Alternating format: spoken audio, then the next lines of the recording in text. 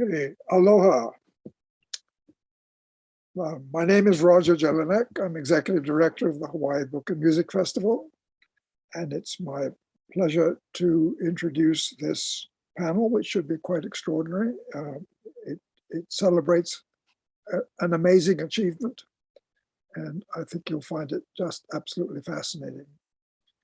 And so without further ado, I'm going to turn it over to Blaine, who will be the moderator. And I'm really looking forward to it. Aloha.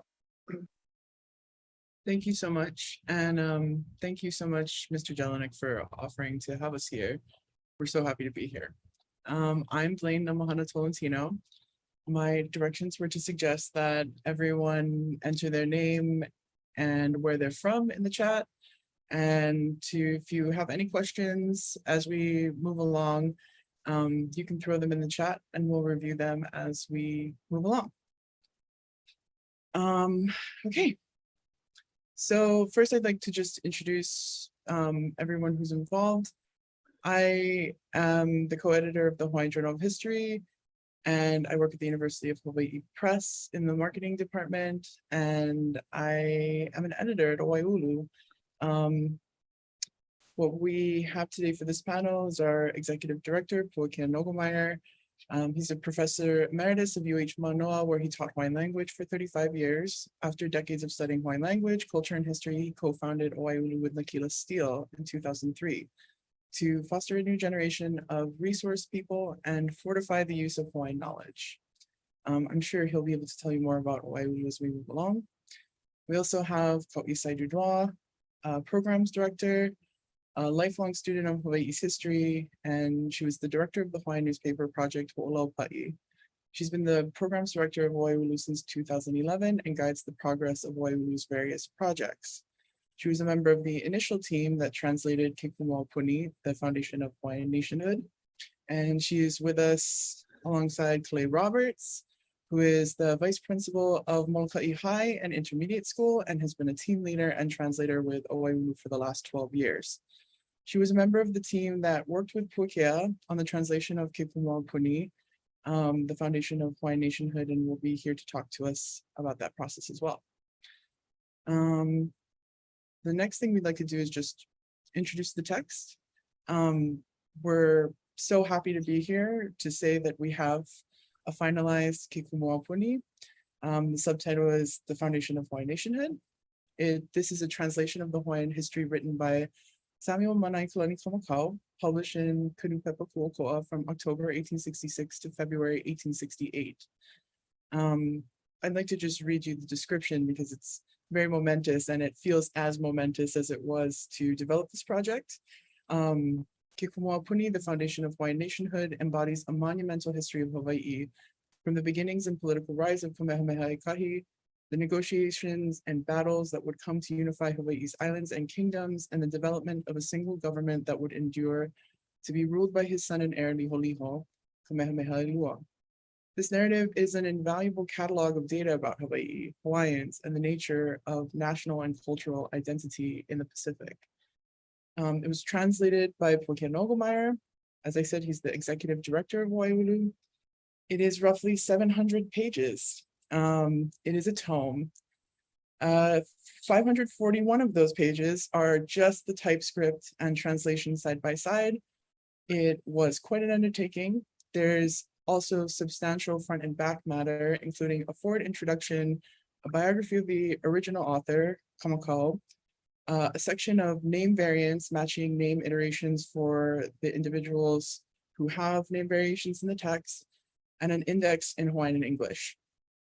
The publication date is December 2022, and the ebook will be available in the spring so that people can use this title for digital research by searching the document for keywords, to find new ways to use it, to engage with it in every way they can.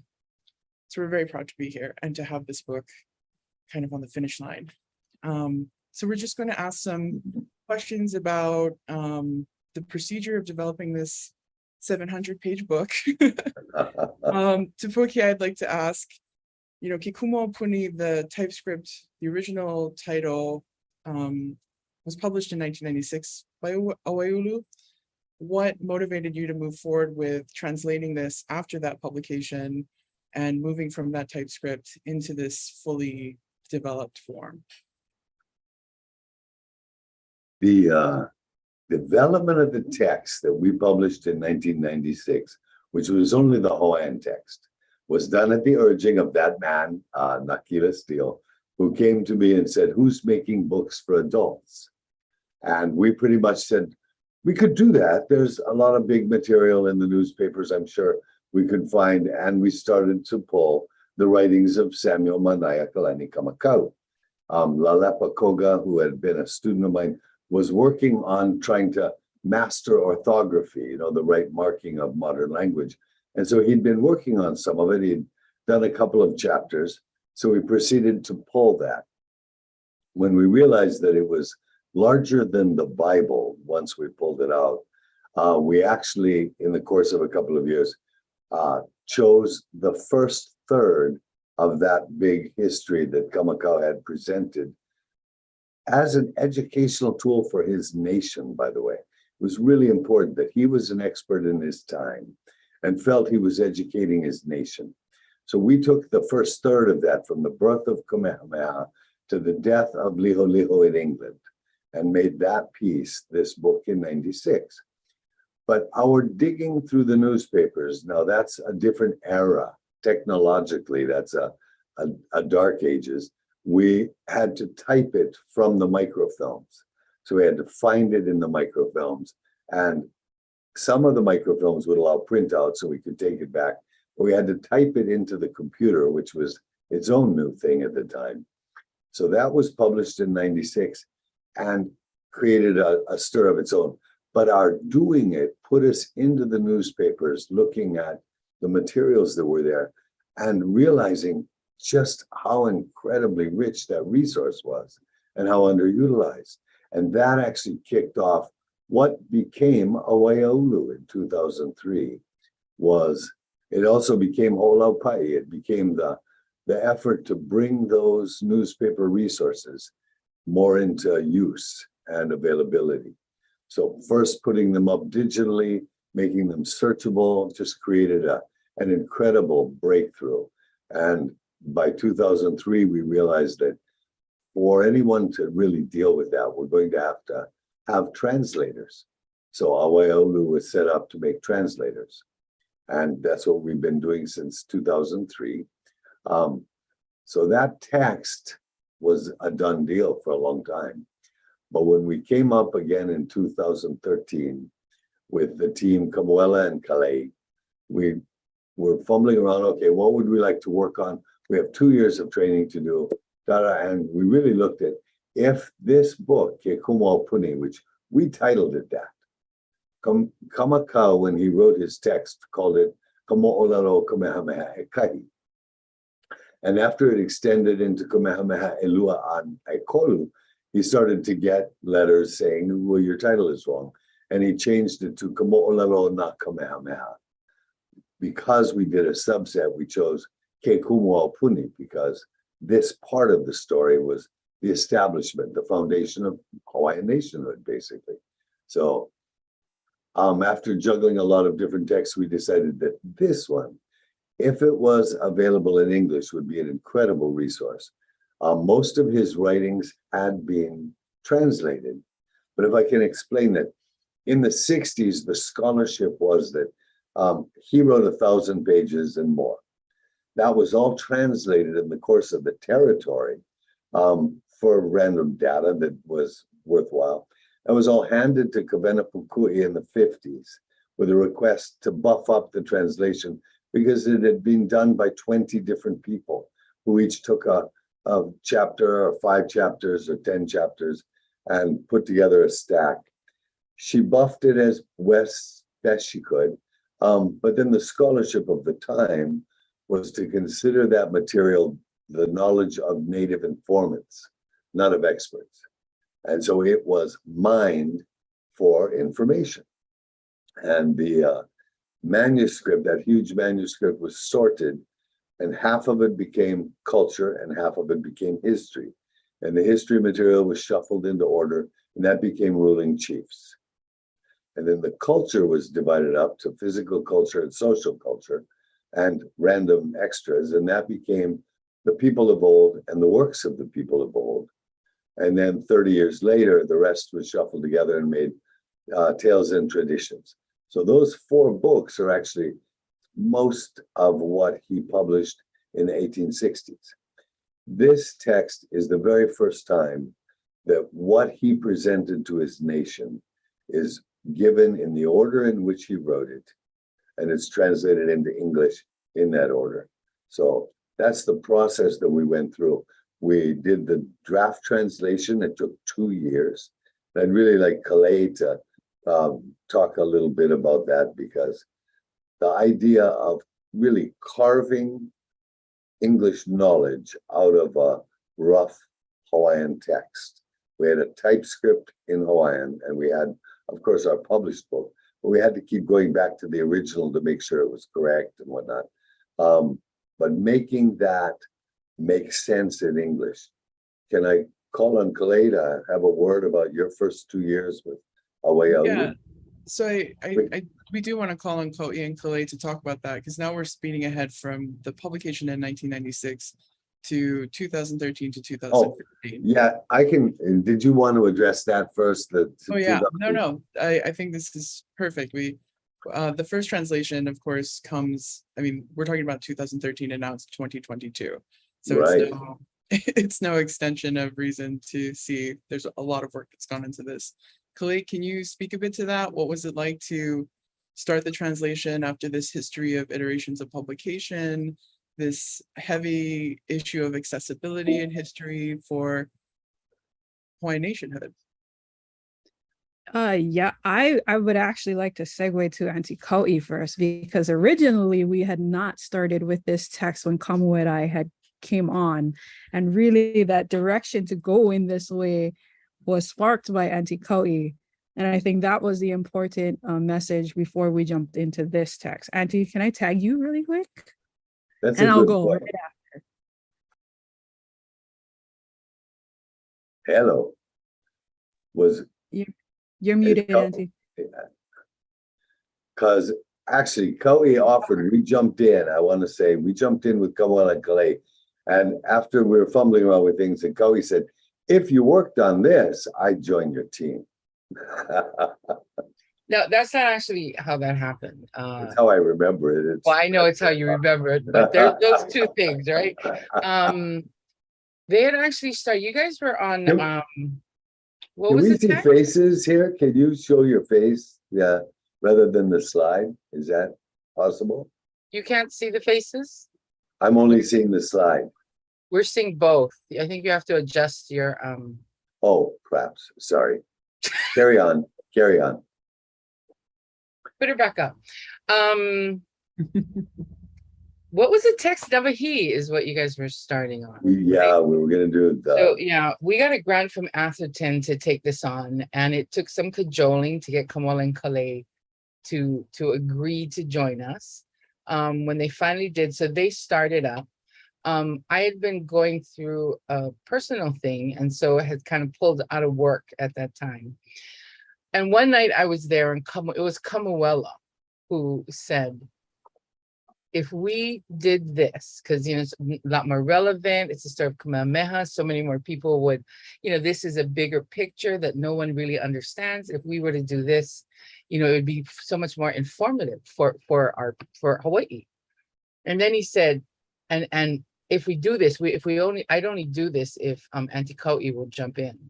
So that was kind of the cajoling me back into the fold, really, because I'm a history geek, and this excited me to take this on. So that's how we switched over to Kekumu Aupuni to take this story on. But yeah, thanks, Kalei. Yeah, back to Kalei, but also the fact that we did not use the existing translations to make this work. Yeah. And Kalei, a lot of people have that? asked. People have asked, in the course of in these 9 years, they said, well, of course you had ruling chiefs to start with. We never touched ruling chiefs. No one looked at ruling chiefs when we did this text. So that's and there's a bunch of reasons for that, which I can go into later if you like. But Kalei, what was it like to carve understanding out of a text that big? I think as a language student coming fresh out of university, that I guess I had a false confidence that I could explain Hawaiian text and Hawaiian language in such a way that others would probably get a full comprehensive picture of what's happening in the Hawaiian language. That is until I sat down with Kumu and went line by line, vocabulary word by vocabulary word. When you work alone, especially with language, you sound perfectly clear to yourself, but really trying to, I guess, gain a collective understanding of what's going on and making that clear to an audience beyond language speakers was something that I've never considered in any of the work I've done with Hawaiian language. And so really sitting down, learning from Kumu and working through all of those struggles with Kamu and really setting a foundation for this kind of work to, I guess, make way for other projects that would come down the pipe for Awaiaulu. I'm glad we could take some hits before we got some more more qualified and intelligent workers to join us on this journey. You know what? Something that's interesting, and I know Kamuela says this a lot, is when you read sentences or when you're reading all by yourself, you read things and there's some words you just don't get, but you kind of, you get the context and you skip over them. So in your mind, you're building your understanding as you're, going through it. But I remember sitting with you and one of my lines was up and you went, what are we doing with that word though? What do we do with this word? Because I didn't know how to put that word in. I was like, it was like the task of getting every single part of what Kamakau wrote into this translation was I think the most challenging at that point. Making sure we didn't drop any of the pearls that he was putting out there. I think it was really important lesson. Beyond, I wanted to ask, beyond this, had you worked extensively in translated text with such dense historical positionality? Because there's so much in this text that you have to confirm. Yeah, no. Can I, I learned a great deal about teaching translation when we worked on Hi'iaka i Kapolio Pele. That was a huge learning curve for me, how to build skill set in somebody else. Translation was rebuked, actually, in the whole revitalization movement. And I was a bit of a loose cannon on deck for doing translation. But I've always felt, I always understood that, it's one thing to think you get it, and another thing to force yourself to address every letter on the page. The guy who was writing it was an expert. Why did he phrase this way? Why did he choose this pattern, this vocab word, etc.? What Kaui was talking about. So when we did Hi'iaka, that is a myth, folktale narrative. It's got its own inherent flow, and there's very little external sort of integration necessarily, in the same way that this is a deeply historical account. And almost every paragraph is some pearl of historical data or personal reference or such, and to the accuracy that was needed was incredible. And so it was hard on Kamuela, Kalei, and Kau'i, with having to answer those questions. Why did he use this word here? In a similar description elsewhere, he used a different word. What are we missing here? Yeah. And we were carving it literally out of raw stone. I have to say that years later, when we did both the English reading and we have reread this text so many times, and every single reading brought illumination to pieces that, he's being sarcastic here, or this is meant to be funny. There's in the middle of a historical account, he's saying something that it's very apparent now, after the 9th reading or 10th reading, that he's being funny. And so trying to bring the flavor of him through, him as a writer, him as the teacher that he was for the nation, trying to get that clear is really the translator's huge challenge. Today, we could put the whole text through Google Translate and you get the drift. They might even get 70% of it. I can't say we got 100, but I can say we gave it our very best shot. There's been a lot. I'm listed as the translators, but there has been a lot of really skilled eyes on this text. I was going to say, you're really alluding to the great reality that we have this book, but it's from the result of so many different people in the process. Because so many. From 2015 to 2018, after the initial translation, you have reading groups. How did that influence the text and the changes? What were you considering in that process? So importantly. And actually, we spent, after Kalei and Kamala did the whole text, we had a draft of the entire text. We went through the entire thing again, spent another year just going through, making sure that it made sense, that it flowed, that it whatnot. Now we stepped into 2 separate, really rather professional reading groups that dissected it chapter by chapter. And it was Nahua Petrino's PhD in political science over in California, delightful. Brainy, wonderful. Dave Graham, who's a science and computer wizard, and Bobby Kamara. And none of them are fluent in Hawaiian. So they read simply the English. And when it didn't make sense, it was an accurate translation, but still didn't deliver clarity. So they were really quick to hone that. And Nahua is famous for, oh yeah, that's, make it clearer, add more words, so a lot of it was trimmed down with that kind of insight.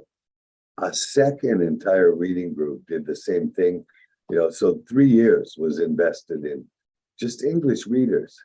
Then we had Hawaiian reading group and had to pull in, and that became the process when we brought on Nāmāhana. And did we spend 2 years on this or 3 years? Nāmāhana? Yep, that was 2019 to 2022, beginning of this year. He says, so it's, we started honing the Hawaiian for not only accuracy, but consistency. How are we addressing the 1,000 quirks? We also handed it off to the wonderful Awaiaulu to compare against the originals, which we have better access to the originals in 2021 when she did that than we did in 1996. So she was able to find 1,000 errors that we had made in our original TypeScript. We were able to upgrade the Hawaiian text, but our consistency and marking language and handling variations and such, that was Nāmāhana's total wheelhouse, was making the rules apply. You said this is the rule, and that's what we did in the first 16 chapters. You can't change that here unless you change the rule. Okay. So she was the police on style sheet. Yeah. In my defense, the sheer amount of readers was a challenge, because you're getting sort of the strengths of every person that comes to the process, because I think what I received as a first draft had actually been seen by so many different people with such great expertise in language. And I just wanted to touch on really quickly the idea that the repository had changed. I think that's a huge thing that was a great benefit to the process of attempting to systematize language, because we gave ourselves the goal of nailing down every unknown. So it became not just looking at every piece of a sentence, but how can we confirm that that's, for instance, that name was ever in English, or that person was ever in that place? Because of course it's a part of a huge record. So the idea of an inaccuracy is sort of prismatic in that area. It could be any kind of inaccuracy. What was it like to work with something that had been updated in the sequence of creating itself? Yes. Tricky, and ongoing. It just kept being fresh all the time. It just kept being fresh. Roger asked how long we dedicated to this, and I pointed out there were 10 complete proofs of this book, which is, and I'm not even sure what is the norm because we've only ever done rather odd books, but Hi'iaka had 7 full proofs. This had 10. And it's because of the density of detail, the level of illustrations, the intense energy that went into the indexes, all of that required another look at the whole thing. Once you index things, it affects what was in the main body of the text. So when I mentioned the illustrations, can we talk a little bit about that? Is this a good time for that? Because I think they're next. Yeah. Well, we were going to talk a bit about the illustrations because, well, Ko'i was not going to say this herself, but Ko'i wrote the foreword for this manuscript. And the front matter is really, it's a collection of this conversation. So if you're really looking for a imprinted version of this, that's where it is in the introduction of this text. And really, I feel very fortunate to have been in the room when that was happening because everyone at Awaiaulu, I think, works with such expedience that they forget that they've done this, 6 times. They've sweat over this, they've bled over this. And to see it in sequence to form into a foreword or an introduction, it all materializes. I want to, actually, I want to point to you. Nāmāhana is actually who, as we were sitting down to do the introduction, I have to say it was your encouragement when she said, there's nowhere that this block of history, that the movement from revitalization, developing the body of speakers, how that generated the interest in the newspapers, the development of resources from there, the development of the need for translators, none of that is written down anywhere. Can that be part of this introduction?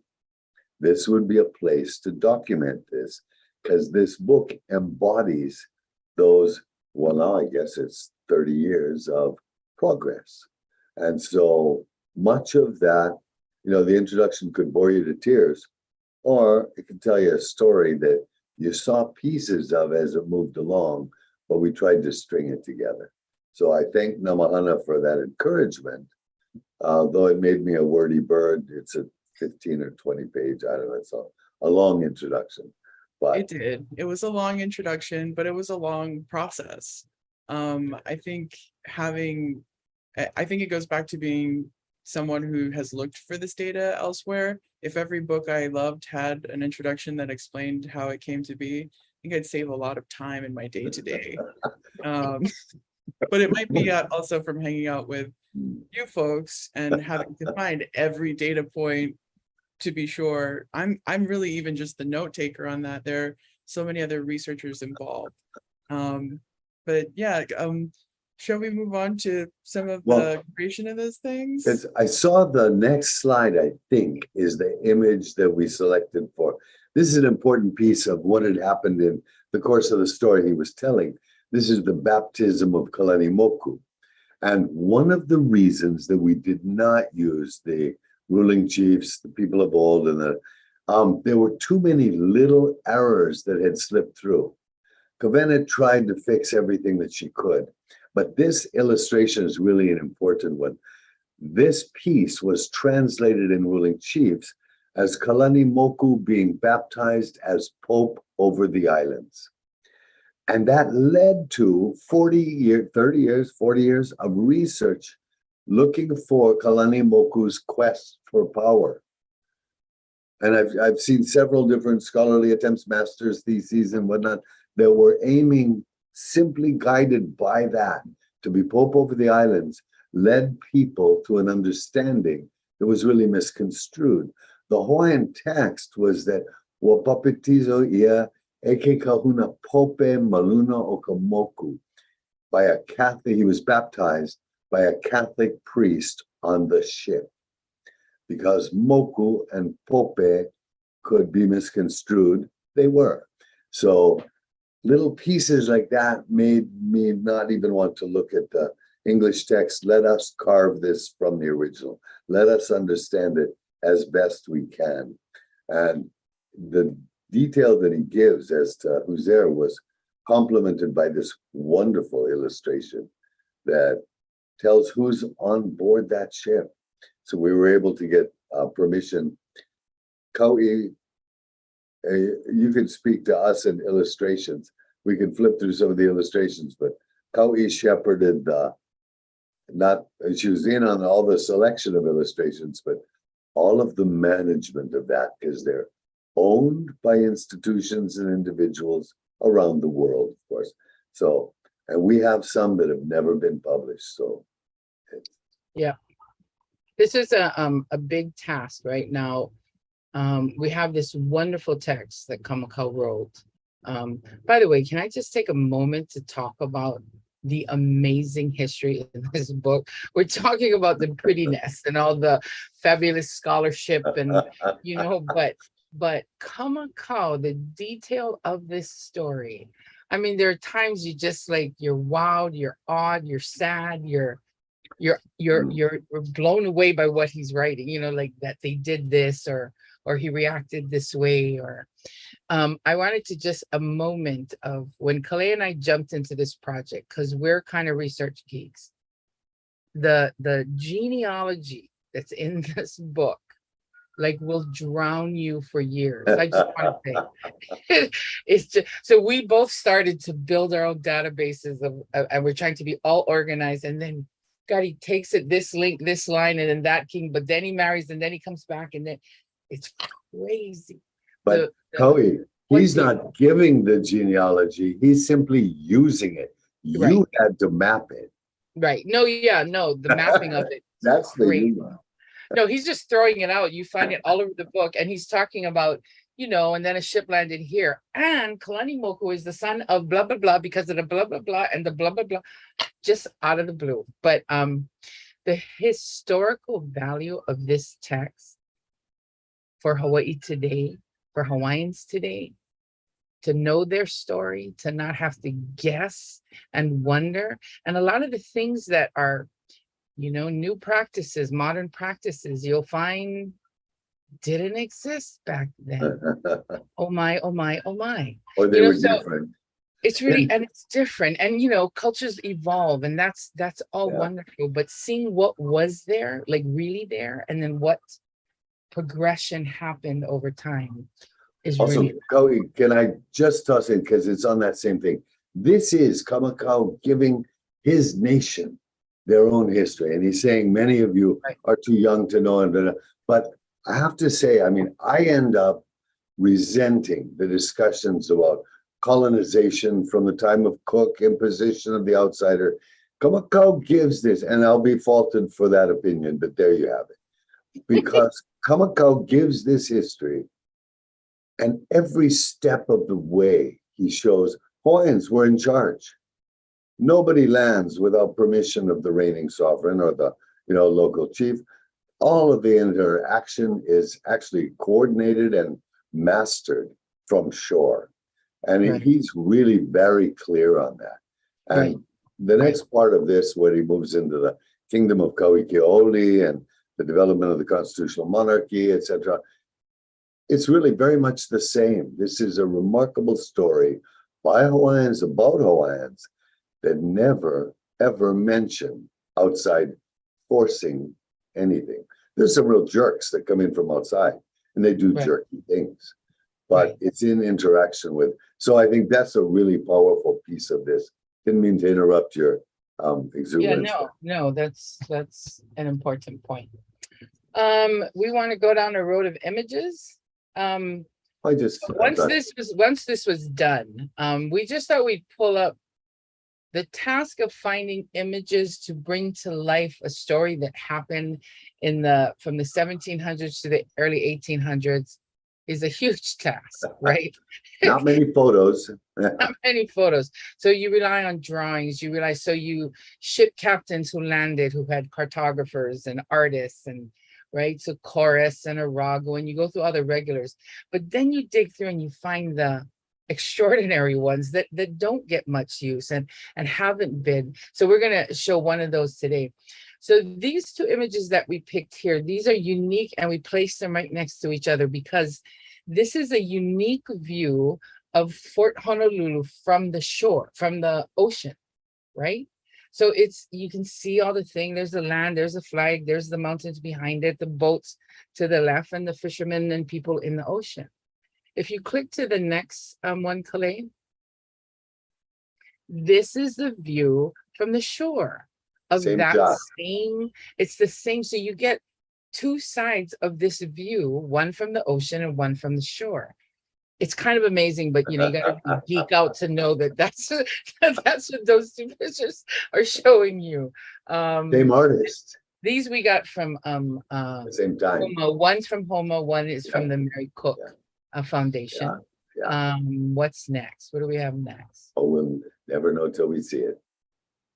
This is yeah. So this one, this is a picture that was drawn by Taune in 1819. And so this is Pu'ukohola. If you recognize it, up in the top right is Pu'ukohola. But according to the artist, sitting in that little tent-like structure on the side of the hale is Liho Liho, and presumably Ka'ahu Manu there to the right of the hale. But Not in the little, in the big hale. Yeah, in the hale to the right of the, but he's saying that this is Liho Liho's compound.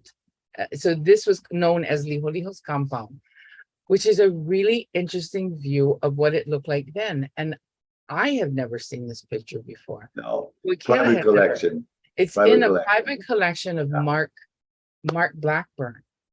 And we, through Barbara Polk, got the ins and outs and got the permission. He granted it gratis for us to include it in this book when it comes to the story of Liho Liho. So this is a really, really cool image. I believe Liho Liho is in the blue. He's not the red and white stripes, but he's in the formal Humanu to the left, probably. Yeah. Awesome. Yeah. Right. Okay, next. Oh, and Roger, I would just point out that Barbara, who has done every beautiful book ever done in Honolulu, I think, she has commented a dozen times on, I'm seldom sucked into a book like I am with this one. And she got so involved, she kept reading the text and finding pieces she didn't know about, whatnot.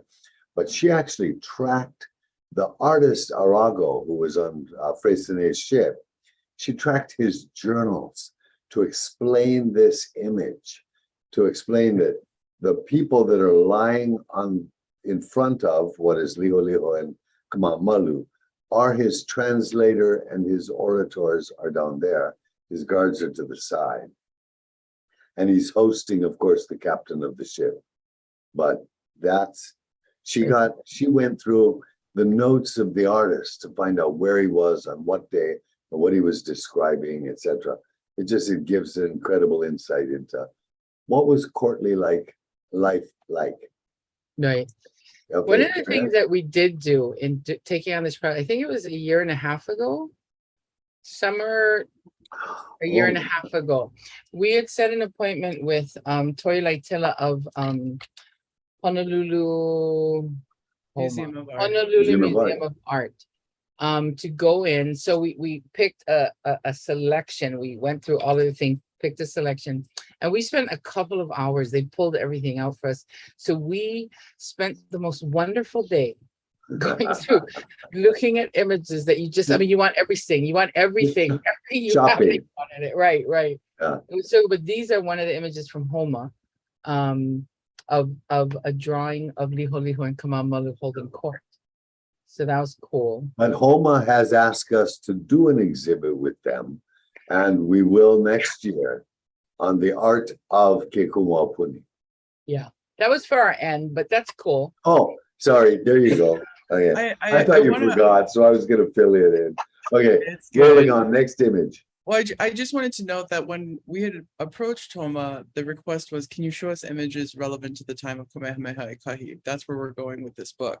What Right. we were offered in that sequence were images and originals of etchings, versions we had seen that were from the early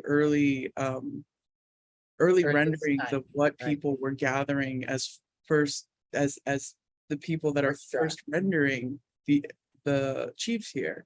They're people on ships, they're people who are in line with naturalists recording what they can for data as they move along through anthropology. To see it all together is wild because you get used to seeing certain finished versions. A lot of Yeah. what we have in this book is so close to the time of its rendering Right. that the historical wealth of that image is just enormous. I mean, just to see it in context, even in an art historical. Right. So some of them, we chose a sketch over a finished painting Yes. because the sketch was more immediate. There are a couple where we chose a finished painting because there was a history to that. But what's our next image? Oh, yes. Oh, your favorite, the hula. Well, you know, it's not necessarily my favorite, but it's said to be one of the very first drawings of hula. Now, this is 1819. This would be Freycinet's visit, I think, if I'm not wrong. But it's all men. It's got a lot of data in this sketch, and it's really only a sketch. Yeah. So that's But cool. it's awesome. Yeah. Next, Okay, what we got? moving on. Oh, Oh, yeah. yeah, this is a view of Kealakekua. Okay, honestly, the reason we put this picture in because the gentleman of those four men, the one on the right is Governor Cox. He's in the story, Kaikiri Keamoku. So we pulled him because no one else would know that but us, but we're really intrigued by the fact that And then he's there. And there's Kaikiri Keamoku. But it does show us what Kealakekua, from their view, what it looked like back then. And So again, you can Barbara compare Track. that to what it, right? You can compare it then to what it looks like now. You know, is an interesting view because it doesn't have the water like this how it is now. Yeah. Anyway, Hoi hoi. anyway. Next. Onward, ever onward. We're Oh, gonna thank run out of- you. Oh, well, that was Wait, enough. wait. I was gonna say, we're gonna run out of time. Yeah. All right, I have one last question because now we've covered front matter, back matter, the procedure. We talked about historic elements and images. What we're looking at here is, I think, a high accessibility to Hawaiian history in this context. I know that accessibility through language, through narrative, through index, through images, we can only look forward to, you know, who this impacts and how Mhm. well used it goes into the community. Do you folks have plans beyond this exhibit? That was supposed to be the crowning achievement. But Well, there's how do you that. see this for educational context? Maybe Kalei, you want to answer? Ko'i, anybody? Well, other than what Puakea was referring to is we had agreed kind of unknowingly, but anyway, we had agreed nonetheless because we really wanted to curry the favor of Tori Laitila that we would entertain doing an exhibit of the images of Aupuni. And I didn't even think about it, but when I spoke with him last week, just the idea of having the images attached to the text, the Hawaiian and the English, to explain why this image was put in the book. Why it was The selected. book will come to life, you know, on the walls of Homa. So that's something we're looking at in 2023 or 24. Another endeavor, connected but separate, is we have an educational platform called Kipapa Educator Resources that we have built for our community, right? Where we build collections bilingually.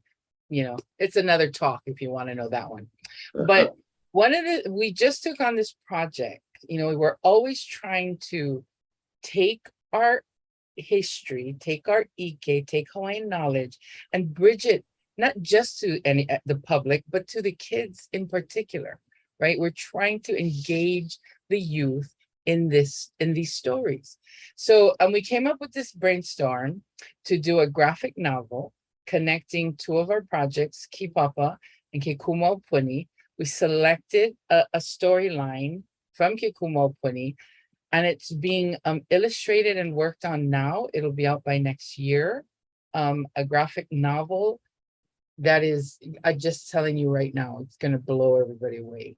It's pretty amazing. But, it's another medium that we're doing, again, to bridge Hawaiian knowledge to the youth, to the young people. I mean, hell, adults will love it. It's fun. So yeah, other than that, who knows what else we're doing? You never know. I wanted to just say that when Kopolai Ula De Silva and I were working on the index for this title, we laughed at, it requires so much logic, and we're following Puakea's logic and in what gets highlighted and what gets arranged. And we were arguing about some point, and we're like, what is the intention of this decision? And what we really discovered was that we just wanted it to be for super meticulous folks who are like trying to find that super fine point that they couldn't get in another text, but also the kids that use this stuff for Wahipana projects, for genealogy research. This is an incredible entry point, a compendium and a collection that went through the systematic assemblage of people from the moment it gets handed to an editor in 1866. A trustable resource. Absolutely. And so to imagine that the issues we had with indexes as children, the frustrations of like fish not there, of course, like high nerding as 8-year-olds. To say that I was a part of that process is so huge, because those are the access points that give people the impetus to continue going, to access repositories, to engage in this sequence of language that gives to every part of life. Kamakau writes about fishing and carving, genealogy, decorum, dynamic, at every level of society, everything he can get a hold of, it's there.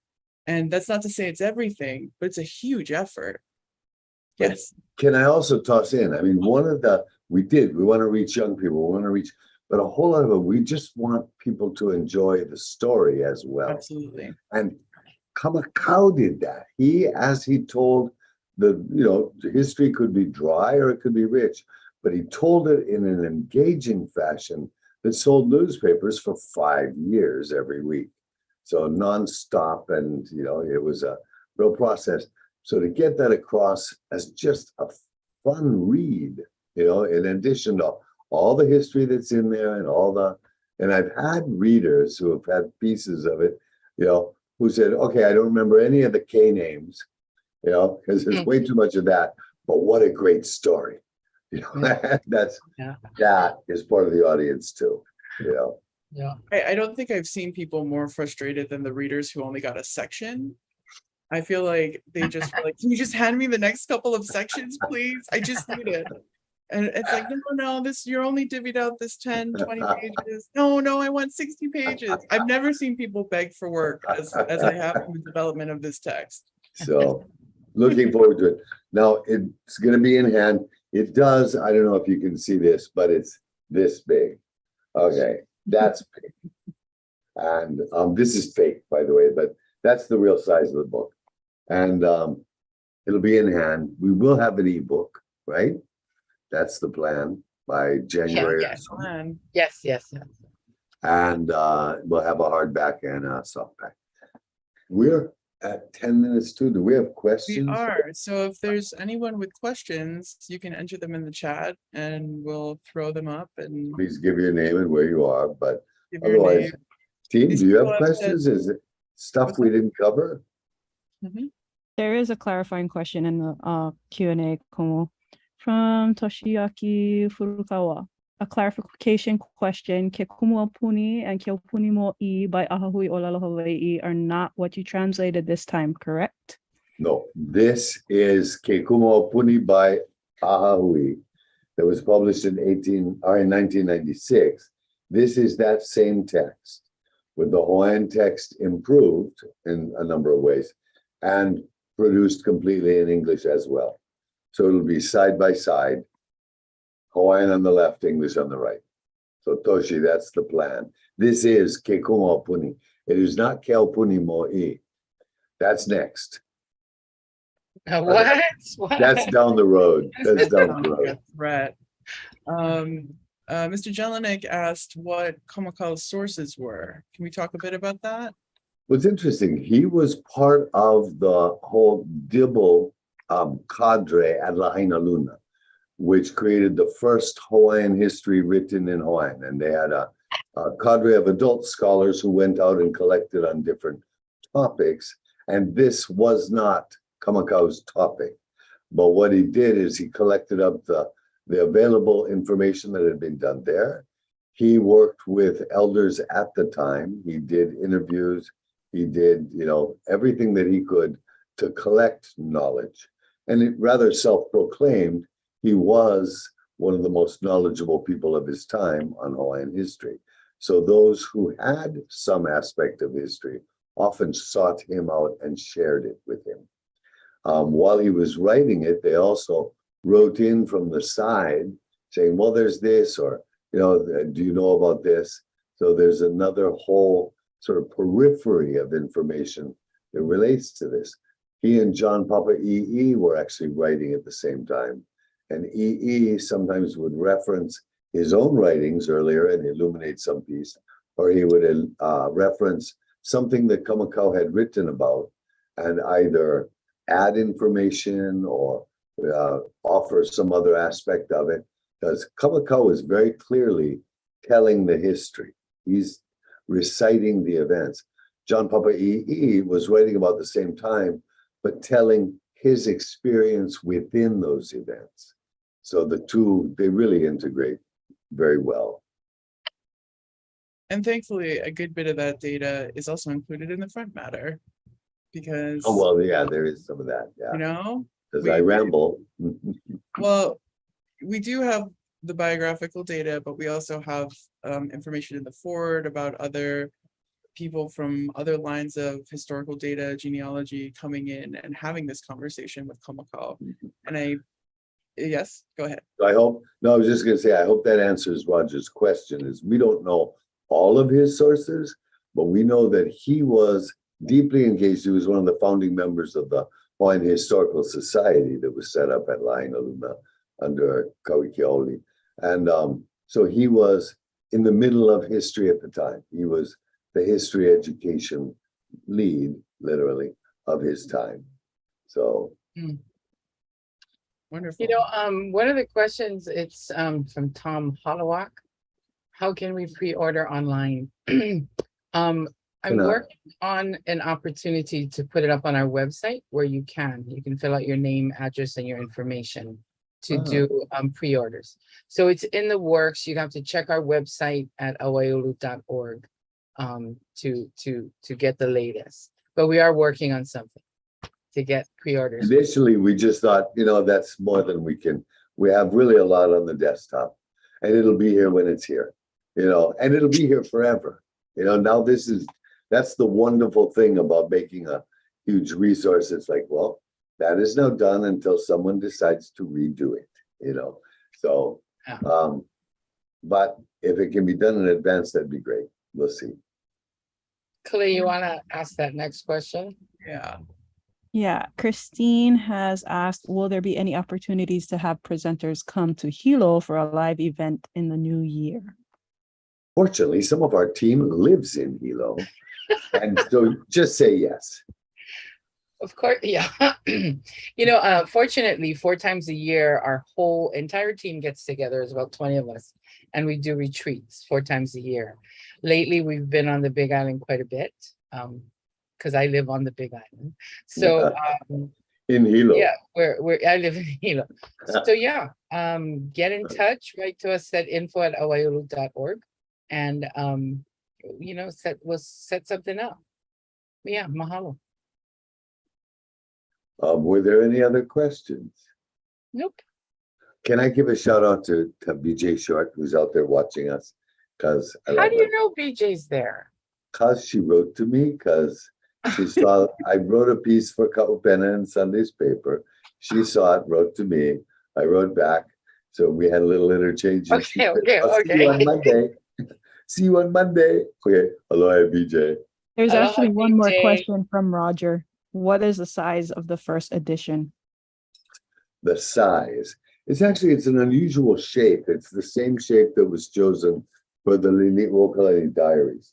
So it's rather high and narrow in its way. I But think it Barbara is has in the book, wide. it's 7x11 is our. 7 by 11. So it's a bit of an unusual size, but that really allowed for the side by side to work very well without the page running so very long.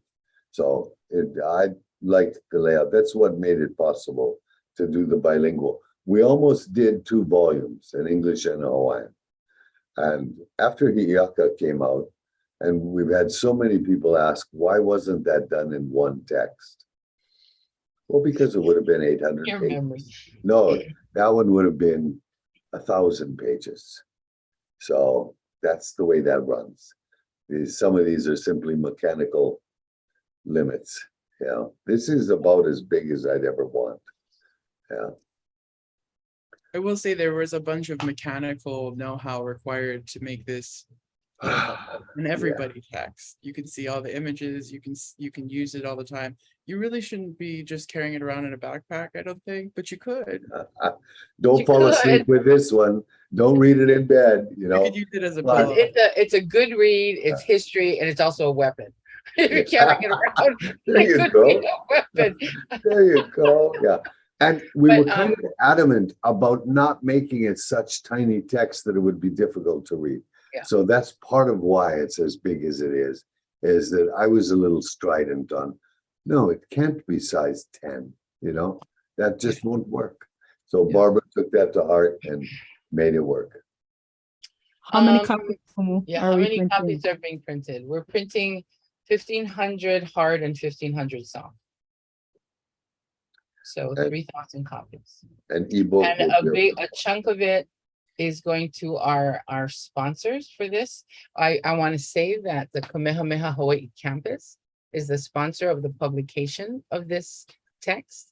So they've jumped in and they're using it dually to build curriculum off of, and also to celebrate the 20-year anniversary of the the Kula campus. o Kamehameha Hawaii Island campus. Yeah. What better place to celebrate the story of Kamehameha Ekahi than Kamehameha Hawaii campus? Yeah, So part of So, that whole first printing goes to them for a chunk, Use. a big chunk, but yeah, yeah. for use. Right on. Yeah. Yeah. But yeah, we're Great. We just had Any one other more- burning questions out there? Or just a question about the small the images on the interior by Faher. If those were actually by Faher, yes. wow, yeah, we we recognize- Good eye. that took some time, but we got permission from the Faher family to use the images from his petroglyph images for our publication. So we're really grateful because both Puakea and I fell in love with it. Barbara threw it out on one of the first things. She threw it out and we both went, oh my God, I love the pictorial history of Hawaii is where those images and they were come just tiny in that book. Yeah. And she Yeah. made them different sizes and really Played played with with them. it. Right. I love it. I love what it does. Exciting. Yeah. Exciting. Okay, is that all the questions? Are we? I All right, I think we're wrapping up. Okay. I Mr. think, yeah, Jellade? we're at 7 o'clock already. Roger, thanks for making a space for us. We're enthused about what we're doing and we're glad to share it. Well, that was absolutely fabulous, incredibly interesting. I know what I want for Christmas.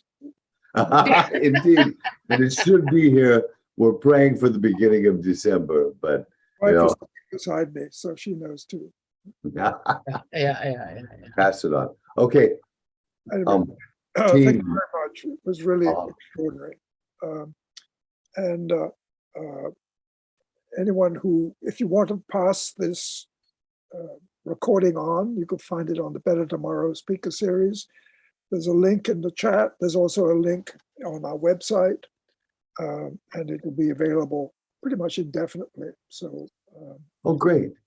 we'll be following that up. Can we give a mahalo to Colin Wong too for having shuffled all of this into a workable position? Yes. I don't want to get him too excited. No, but Oh, yeah. anyway, and I have one final pitch of my own, which is we're going to try and do our very best to be in person next year. And that takes a lot of funding. And so we have a fundraiser on January the 26th. Please put that in your calendar. And I'll be repeating this endlessly for at least this month. Okay. Okay. Thank you so much. It's just it was spectacular. Mahalo pia. Aloha. Mahalo nui. Aloha. Aloha.